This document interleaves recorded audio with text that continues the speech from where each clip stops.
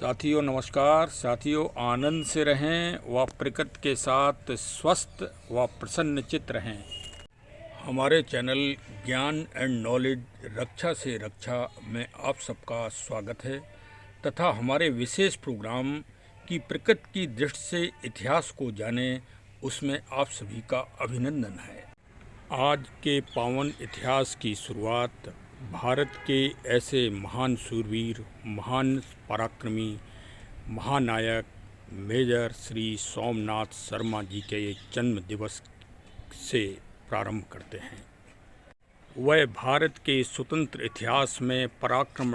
और वीरता के वटवृक्ष हैं। आज उनका पावन जन्मदिन है। उनका जन्म 1923 में कांगड़ा हिमाचल प्रदेश में हुआ था और उनकी वीर गाथा आज अदम्य साहस, अदम्य प्रेरणा, अदम्य बलिदान हम सब भारतीयों के लिए महान प्रेरणा का स्रोत है। उनको भारत सरकार द्वारा स्वतंत्र भारत के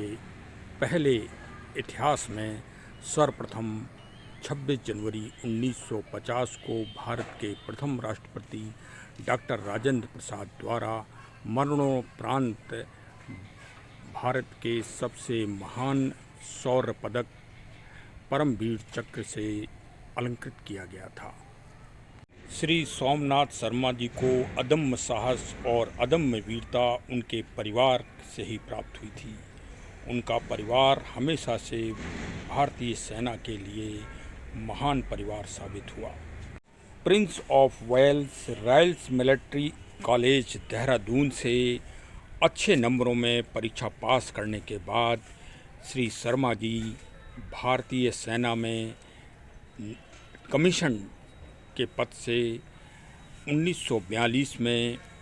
जब भारत पराधीन था तब 19वीं रेजिमेंट हैदराबाद में भर्ती हुए थे। स्वतंत्र होने के बाद वह रेजिमेंट कुमाऊं रेजिमेंट में परिवर्तित हो गई और कुमाऊं रेजिमेंट में कार्य करते हुए उनको एक दिन यह चुनौती भरा आदेश सरकार का प्राप्त हुआ। 26 अक्टूबर 1947 का वह दिन था जब उनकी कंपनी को सीधे श्रीनगर बड़गाम स्थान में पहुंचने का आदेश प्राप्त हुआ था। वह भारत के लिए सबसे पहली चुनौती थी क्योंकि भारत को स्वतंत्र हुए अभी कुछ ही महीने हुए थे और भारत की महान परीक्षा का समय सुरक्षा और प्रभुत्व के लिए खतरा उत्पन्न हुआ था। श्री सोमनाथ शर्मा जी को राष्ट्रीय खेल हॉकी अति प्रिय था और उसी खेल में एक दिन उनका बायां हाथ फ्रैक्चर हो गया था। उस फ्रैक्चर वाली स्थिति में भी श्री सोमनाथ शर्मा जी उत्साह और ऊर्जा के साथ अपनी कंपनी के साथ जाने को तैयार हो गए। उनके वरिष्ठ अधिकारियों ने उनको पहले रोकने का प्रयास किया था, परंतु देश की सुरक्षा, देश की रक्षा और देश के महान संदेश और महान रक्षा चुनौती को उन्होंने सहर्ष से खुशी खुशी स्वीकार किया। उसका मूल अभी आगे जब परिचर्चा होगी तो उस जीवटता, उस प्रेरणा का महान सूत्र जो उनके पास हमेशा हमेशा हमेशा रहता था, वो सूत्र भी मैं अभी आपको आगे परिचर्चा में बताऊंगा। 26 अक्टूबर 1947 भारत के इतिहास के लिए बहुत ही महत्वपूर्ण दिवस था। एक तरफ भारतीय सेना कश्मीर की रक्षा के लिए कश्मीर में अपना पदार्पण कर रही थी, दूसरी तरफ पाकिस्तान के हमलावर और पाकिस्तान सेना पूरे कश्मीर पर कब्जा करने का प्रयास कर रही थी तथा इसी दिन राजा हरि सिंह जो कि स्वतंत्र रियासत के उस समय राजा थे, 1840 में डोगरा राजपूतों ने अंग्रेज़ों से युद्ध करके और अपनी रियासत को स्वतंत्र करा लिया था और तभी से उनके उत्तराधिकारी क्रमगत रूप से वहाँ के राजा बनते चले आ रहे थे और राजा हरि सिंह वर्तमान समय में वहाँ के राजा थे और उन्होंने स्थिति को देखते हुए अपनी सुरक्षा और अपने राज्य की व्यवस्था को देखते हुए भारत में विलय के लिए अपने प्रस्ताव को मंजूरी दे दी थी तथा 26 अक्टूबर को उन्होंने भारत विलय संधि पर अपने हस्ताक्षर कर दिए थे और जम्मू एंड कश्मीर 26 अक्टूबर को भारत का अंग हो गया था। इस महत्वपूर्ण चुनौती और महत्वपूर्ण दिन में मेजर सोमनाथ शर्मा अपनी टुकड़ी के साथ सर्वप्रथम जम्मू एंड कश्मीर के एयरपोर्ट पर पहुंचे और उन्होंने वहां सुरक्षा व्यवस्था भारत की मजबूत करना प्रारंभ कर दी थी। कश्मीर का विलय 26 अक्टूबर को भारत में हुआ था और 26 अक्टूबर के पूर्व राजा हरी सिंह ही वहाँ की सुरक्षा व्यवस्था देख रहे थे और जो कि असहाय हो गए थे। ऐसी स्थिति में भारत की अन्य सेना और भारतीय रसद पूरी तरह से कश्मीर में पहुंचने में काफ़ी परेशानी हो रही थी, जबकि पाकिस्तानी सेना और पाकिस्तानी हमलावरों ने पूरे कश्मीर को घेर रखा था तथा करीब 40% एरिया कश्मीर का अधिकृत कर लिया था। ऐसी विषम स्थिति में भारतीय सेना की जो टुकड़ियां कुमाऊं रेजिमेंट डी कंपनी जो पहुंची थी, उन्होंने अपनी सुरक्षा व्यवस्था में रात दिन एक कर दिया।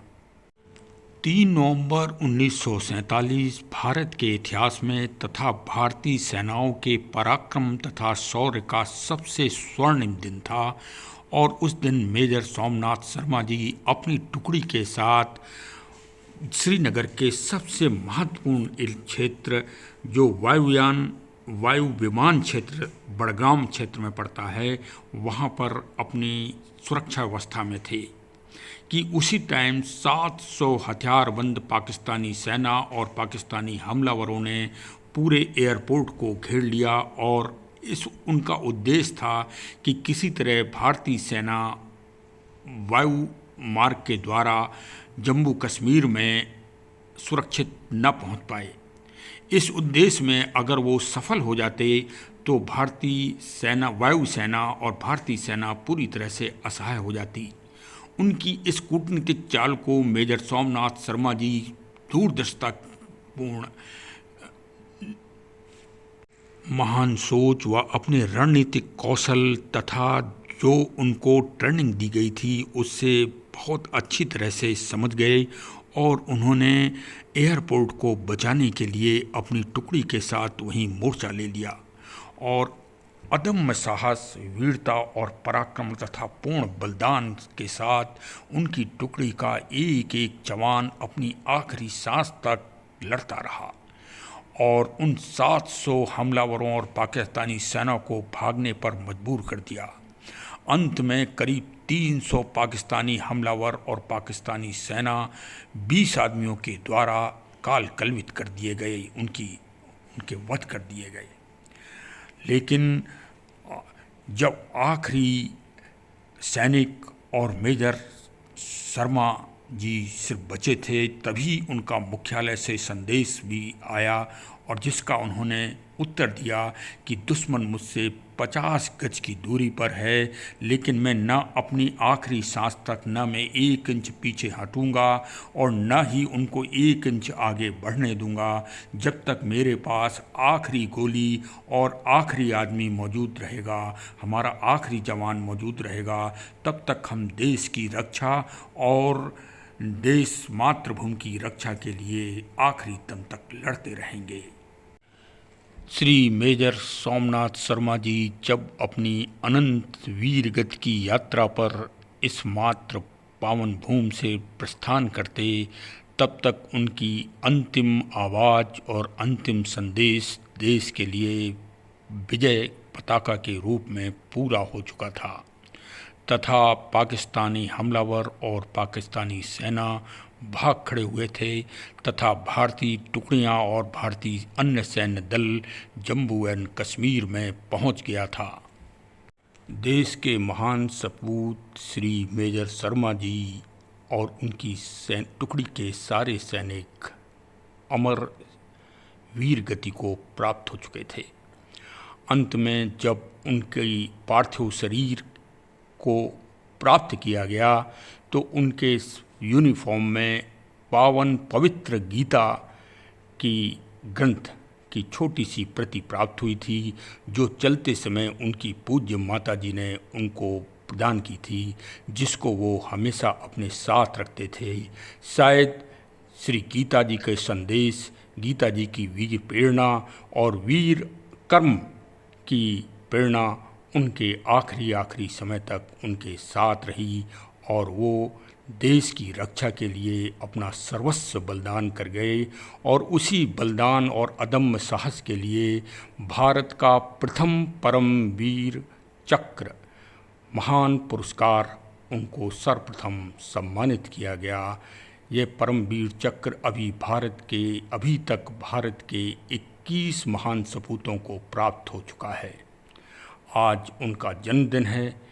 उनको हम आज नमन करते हैं और उनको सम्मान और उनको हम याद करते हैं। जय हिंद, जय हिंद, जय हिंद।